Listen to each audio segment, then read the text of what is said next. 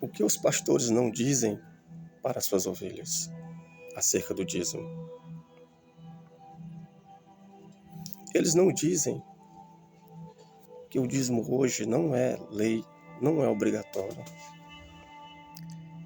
Eles não dizem que se você não der o dízimo, você não vai ser amaldiçoado, que você não vai ser julgado ao fogo eterno. Eles não dizem que você não deixará de ser próspero. Eles não dizem que você não deixará de ser filho de Deus pelo fato de você não dar o dízimo. Você sabia disso? Você, principalmente você, povo de Deus, povo cristão. Os pastores usam o livro do profeta Malaquias, no capítulo 3, onde eles dizem que Deus fala pela boca do profeta Malaquias que toda a nação de Israel estava lhe roubando.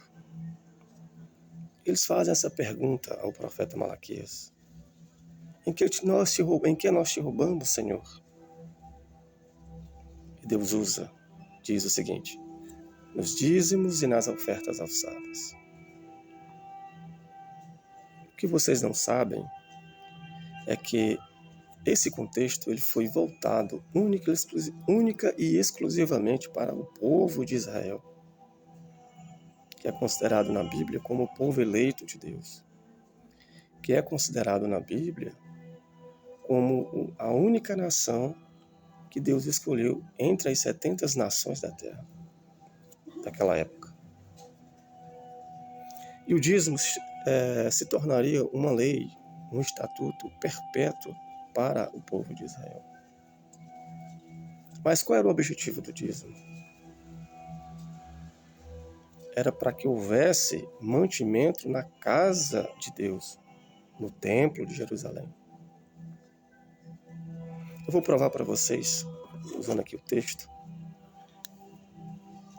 onde ele vai falar o seguinte.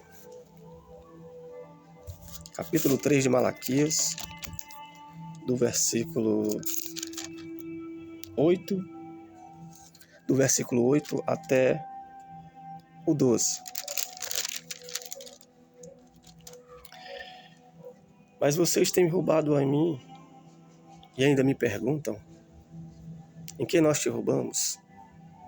Ele diz: nos dízimos e nas ofertas alçadas. Eu, Senhor Todo-Poderoso, ordeno que tragam todos os seus dízimos ao templo, para que haja bastante comida na minha casa. Ponham-me à prova e verão que eu abrirei as janelas do céu e farei cair sobre vocês as mais ricas bênçãos. Não deixarei que o gafanhoto os destrua as suas plantações e as suas parreiras, suas uvas. E todos os povos dirão que vocês são um povo feliz, pois vocês vivem numa terra rica e boa. Eu, Senhor Todo-Poderoso, estou falando.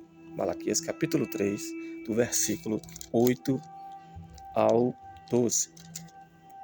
O objetivo do dízimo é, como é mencionado aí no texto, é para que houvesse o sustento dentro do templo de Jerusalém, onde os sacerdotes levitas da linhagem de Arão eram os responsáveis para fazer o trabalho itinerante, o trabalho de 24 horas no templo de Jerusalém. Esses sacerdotes levitas, eles não poderiam ter uma outra ocupação a não ser de fazer o trabalho espiritual, de fazer o sacrifício, as oferendas, as intercessões, as orações, orar pela comunidade de Israel, zelar pelo templo, louvar a Deus. E para isso eles tinham que ter templo exclusivo de 24 horas para que houvesse um trabalho com zelo para Deus no templo de Jerusalém. Era a sacerdote, a nação santa que Deus escolheu dentro desse contexto para usufruir do dízimo. O dinheiro não era único e exclusivamente para Deus. Aliás, não era para Deus, mas para o sustento dos levitas que viviam de forma itinerante, que trabalhavam 24 horas, de turno a turno, sem parar, para que não deixasse de ter sacrifício diário no templo.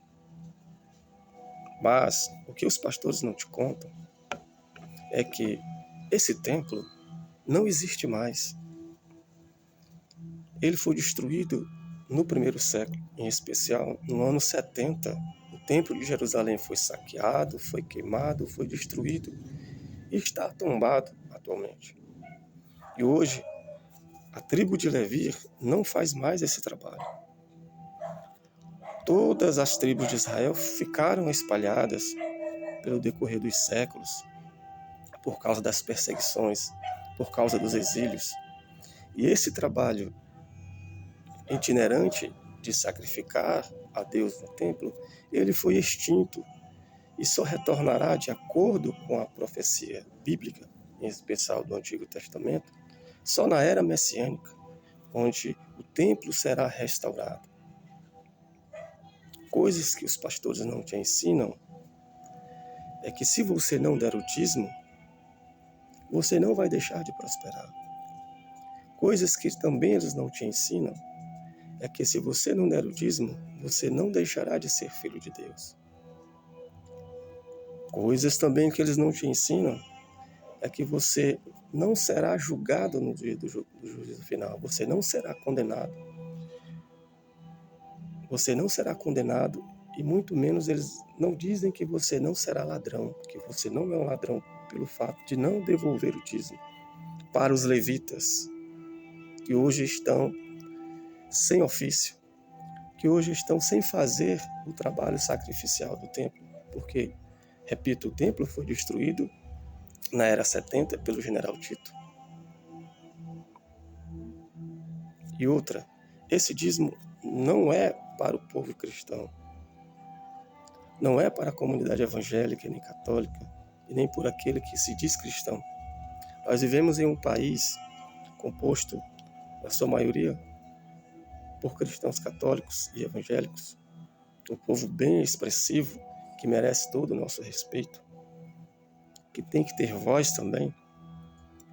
Mas, infelizmente, na sua maioria, o povo é ludibriado por uma camada de mau caráteres, que a Bíblia chama de lobos devoradores, de destruidores, de acordo com uma passagem no Novo Testamento, que o próprio Jesus, o fundador da religião cristã, apesar dele mesmo não ter institucionalizado esse termo cristianismo, ele, em uma das suas passagens no Novo Testamento, em especial o livro de João, o Evangelho de João,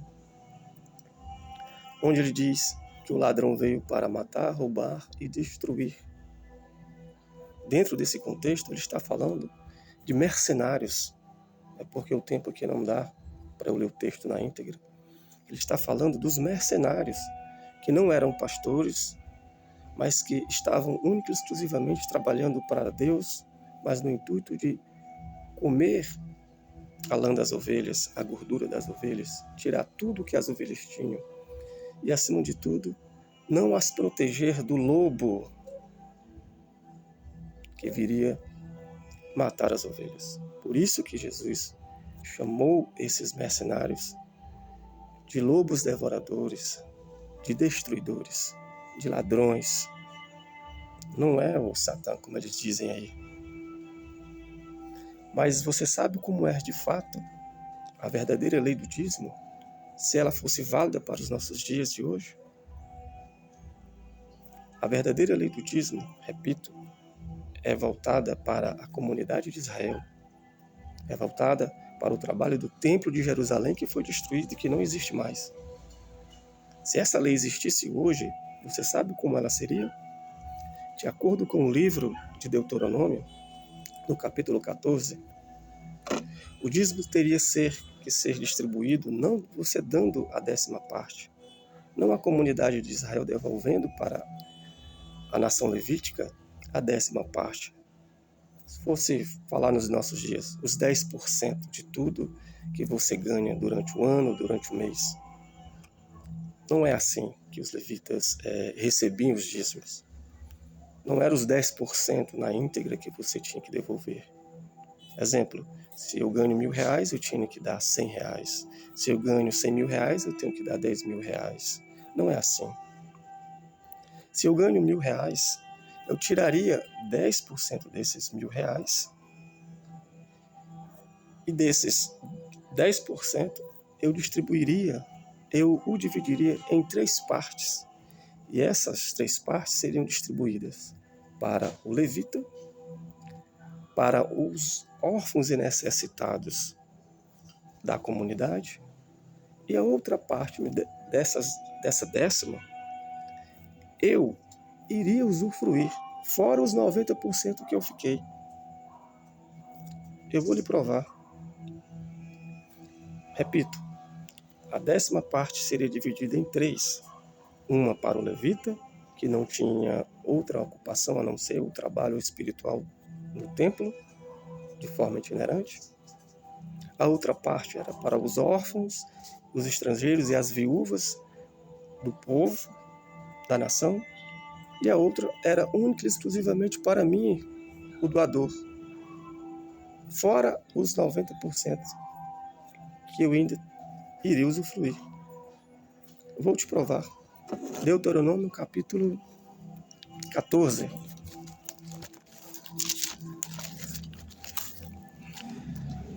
Do versículo 22 em diante. Diz o seguinte: essa aqui é a verdadeira lei do dízimo, que os pastores nunca te ensinaram. Nunca te ensinaram. Eu faço um desafio para você. 99% da igreja evangélica, não importa se é neopentecostal, se é pentecostal,